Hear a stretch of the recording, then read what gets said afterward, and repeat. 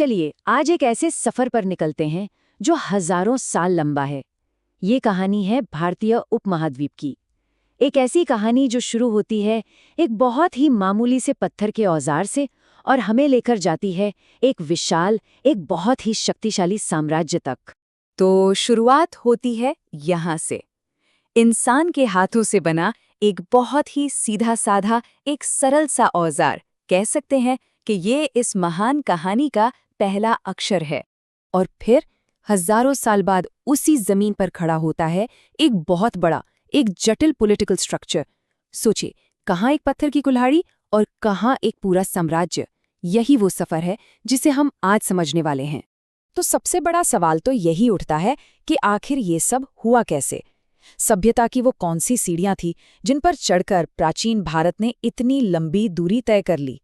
आइए इस पूरे सफर को एक एक करके परत दर परत समझते हैं।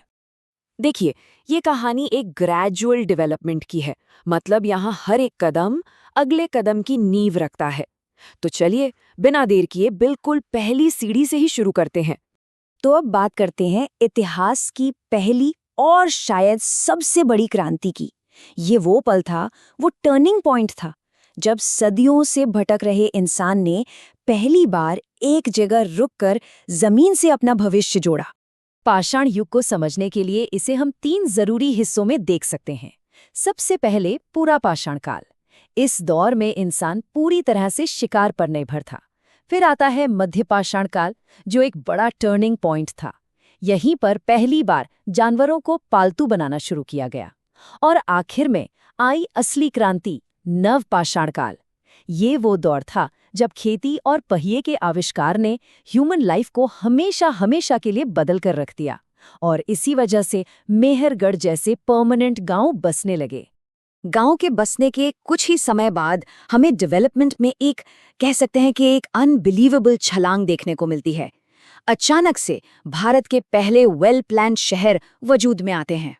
और सुनिए, ये कोई मामूली शहर नहीं थे। मोहनजोदाड़ो और हड़प्पा जैसे शहर बाकायदा ग्रिड पैटर्न पर बने थे। इसका मतलब है कि सड़कें एक दूसरे को 90 डिग्री के एंगल पर काटती थीं, बिल्कुल आज के मॉडर्न शहरों की तरह। उनके पास ढकी हुई नालियों वाला एक कमाल का ड्रेनेज सिस्टम था। दुनिया में पहली बार कपास भी यहीं उगाया गया और लोथल जैसे बंदरगाहों से दूर दूर तक व्यापार होता था। पर सबसे मिस्टीरियस बात जानते हैं क्या है? कि उनकी लिखावट को आज तक कोई पढ़ ही नहीं पाया है। यहाँ एक बात जो सच में बहुत दिलचस्प है, वो ये है कि सिंधु घाटी सभ्यता अपने टाइम की दूसरी सिविलाइजेशंस जैसे इजिप्ट और मेसोपोटामिया से कितनी अलग थी।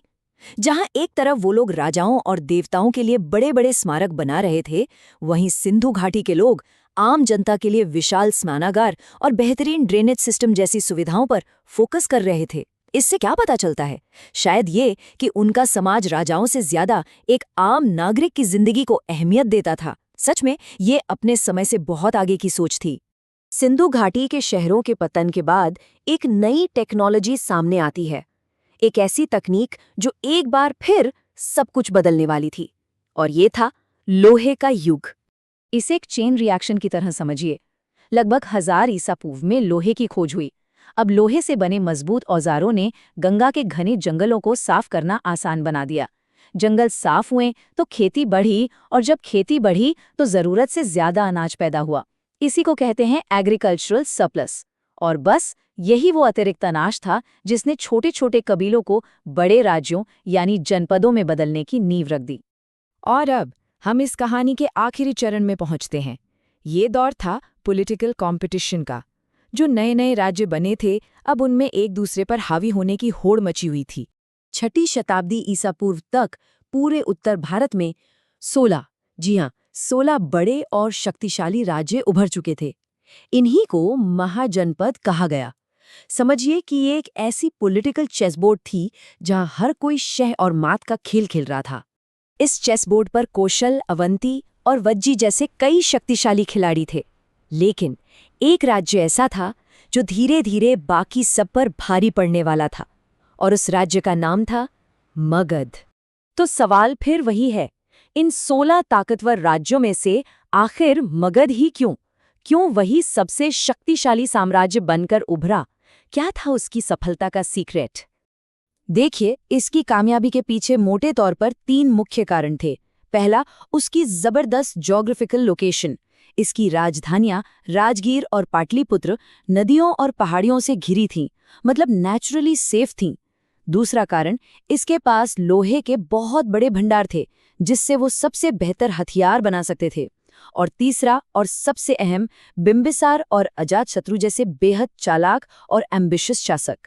मगध के शासक सिर्फ ताकतवर ही नहीं थे, बल्कि बहुत स्मार्ट भी थे। एक एग्जाम्पल लेते हैं राजा बिंबिसार का। उन्होंने युद्ध तो किया ही, लेकिन साथ साथ वैवाहिक गठबंधन की एक क्लेवर पॉलिसी अपनाई। मतलब उन्होंने ताकतवर राज्यों में शादी करके अपने दुश्मनों को ही रिश्तेदार बना लिया। इससे हुआ ये कि उनका साम्राज्य और भी मजबूत हो गया। मगध कितना शक्तिशाली हो चुका था, इसका अंदाजा एक ऐतिहासिक घटना से लगाया जा सकता है। जब पूरी दुनिया जीतने निकला अलेक्जेंडर द ग्रेट भारत पहुंचा, तो जानते हैं क्या हुआ? उसके बहादुर से बहादुर सैनिकों ने मगध के नंदवंश की विशाल सेना के बारे में सिर्फ सुना और सुनकर ही व्यास नदी पार करने से साफ इनकार कर दिया। ये था मगध की मिलिट्री पावर का असली सबूत। तो एक पत्थर की कुल्हाड़ी से शुरू हुआ ये सफर नंद साम्राज्य की विशाल सेना तक आ पहुंचा। ये हमें सोचने पर मजबूर करता है ना, कि नगर नियोजन, राज्य बनाने और साम्राज्य चलाने की ये जो हजारों साल पुरानी नींव है, वो आज के भारत को किस तरह से शेप करती है। ये एक ऐसा सवाल है जिस पर सोचना वाकई बहुत जरूरी है।